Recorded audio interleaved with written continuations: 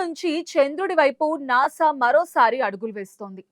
50 ఏళ్ల తర్వాత మళ్ళీ మనిషిని చంద్రుడి దగ్గరకు పంపేందుకు ఆర్టెమిస్ 2 పేరుతో ఒక భారీ ప్రయోగాన్ని సిద్ధం చేస్తోంది. ఈ మిషన్ కోసం వాడుతున్న space launching system SLS rocket భారీతనం చూస్తుంటే ప్రపంచ దేశాలు ఆశ్చర్యపోతున్నాయి. ఈ రాకెట్లో నింపే ఇంధనం గురించి తెలిస్తే ఎవ్వరైనా నోరెళ్ల పెట్టాల్సిందే. దాదాపు 25 లక్షల లీటర్ల అత్యంత చల్లని liquid hydrogen and liquid oxygen ఇంధనాన్ని ఇందులో నింపుతారు. అంటే ఒక పెద్ద నగరం మొత్తం వాడుకునేంత ఇంధనం అన్నమాట. ఇంత భారీ రాకెట్ ని నింగిలోకి పంపడం అంటే మామూలు విషయం కాదు.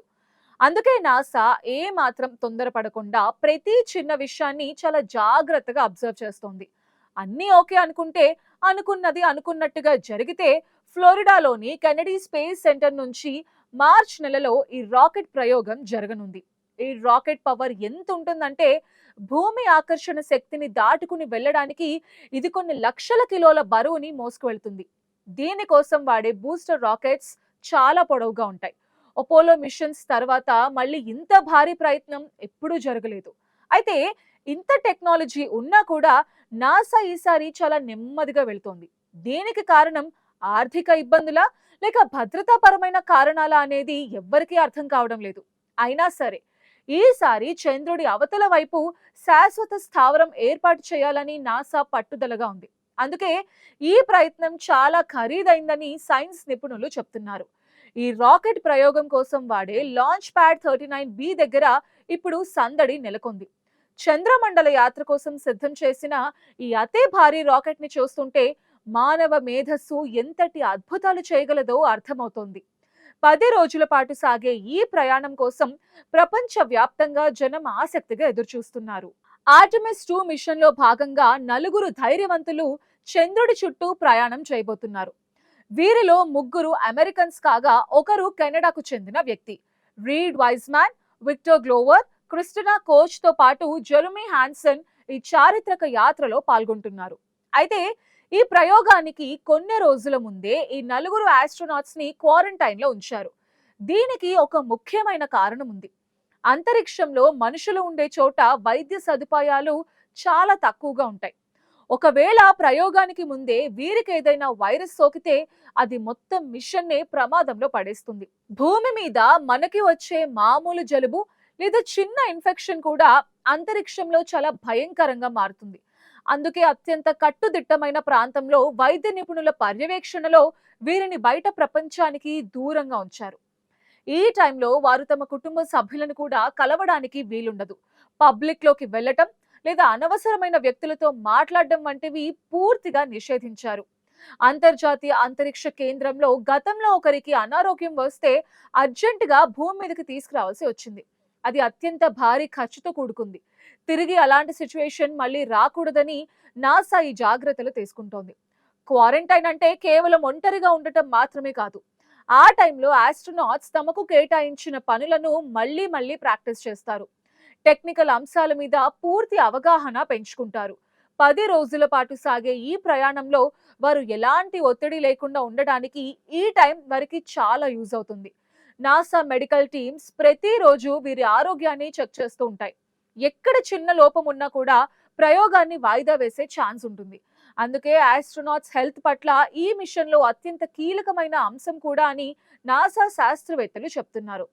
ఆర్టెమిస్ 2 ప్రయోగం అనుకున్న టైం కంటే లేట్ అవ్వడానికి ప్రధాన కారణం ఇంధన లీకులు. లిక్విడ్ హైడ్రోజన్ ని నింపే టైంలో చాలా సార్లు నాసాకి ఇబ్బందులు ఎదురవుతున్నాయి. హైడ్రోజన్ అనేది అత్యంత చిన్న అణువులను కలిగి ఉంటుంది. అందుకే ఎంత చిన్న రంధ్రం ఉన్నా కూడా అది దాని నుండి బయటకు వచ్చేస్తుంది. గతంలో ఆర్టెమిస్ 1 ప్రయోగం టైంలో కూడా ఇలాంటి లీకుల వల్ల 3 సార్లు రాకెట్ ప్రయోగాన్ని పోస్ట్ పోన్ చేయాల్సి వచ్చింది. ఇప్పుడు ఆర్టెమిస్ 2 విషయంలో కూడా అదే సీన్ రిపీట్ అవుతోంది. గడ్డ కట్టేంత చలిగా ఉండే ఇంధనాన్ని రాకెట్ లోకి పంపే ప్రాసెస్ ని వెట్ డ్రెస్ రిహార్సల్ అని అంటారు. ఈ టెస్టింగ్ చేస్తున్నప్పుడు 2 సార్లు హైడ్రోజన్ లీక్ అయినట్టు నాసా గుర్తించింది. దీనివల్ల కౌంట్ డౌన్ ని కూడా మధ్యలోనే ఆపేశారు. ఈ లీకులను నిర్లక్ష్యం చేస్తే రాకెట్ పేలిపోయే ప్రమాదం కూడా ఉంటుంది. అందుకే నాసా టీమ్స్ ప్రతి పైప్ ని, ప్రతి కనెక్షన్ ని వేల సార్లు చెక్ చేస్తూ ఉంటాయి. 3 ఏళ్ల నుండి ఈ సమస్యను పరిష్కరించాలని చూస్తున్నా కూడా ఎక్కడో ఒక చోట లీకులు రావటం సైంటిస్టులని కలవరపెడుతోంది. లిక్విడ్ ఆక్సిజన్ నింపడం సులభమే, కానీ లిక్విడ్ హైడ్రోజన్ తోనే అసలు సమస్యలు వస్తున్నాయి. ఈ సమస్యను సరిదిద్దడానికి నాసాకి మరో నెల రోజుల టైం పట్టొచ్చని కొందరు అంటున్నారు. ఒకవేళ బెడ్ డ్రెస్ రిహార్సల్లో ఏదైనా తేడా వస్తే ప్రయోగాన్ని ఫిబ్రవరి నుండి మార్చ్ లేదా ఏప్రిల్ కి మార్చే అవకాశం కూడా ఉంది. ప్రయోగం జరిగిన తర్వాత మధ్యలో ఇలాంటి సమస్యలు రాకూడదనే నాసా ఇప్పుడు ఇంత కఠినంగా వ్యవహరిస్తోంది.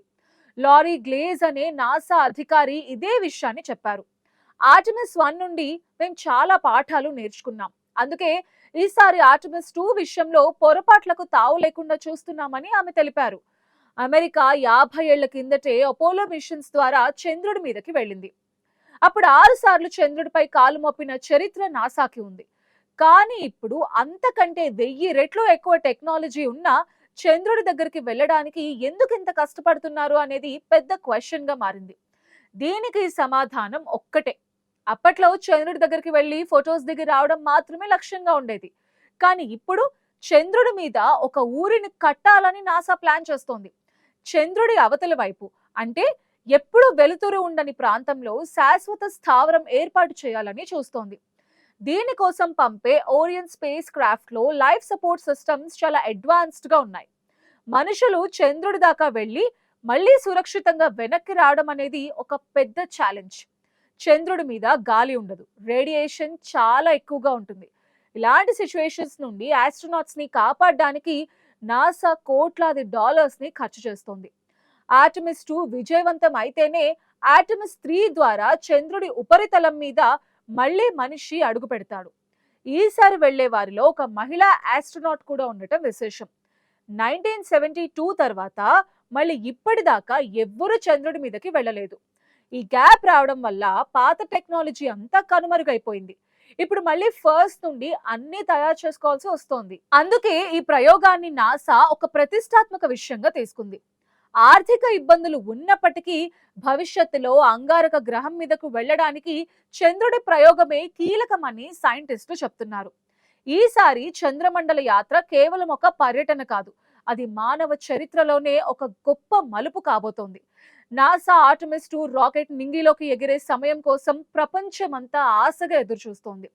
మన భూమి నుంచి చంద్రుడిని చుట్టి వచ్చే ఈ 4 వీరులు సరికొత్త రికార్డులు క్రియేట్ చేస్తారని అందరూ నమ్ముతున్నారు.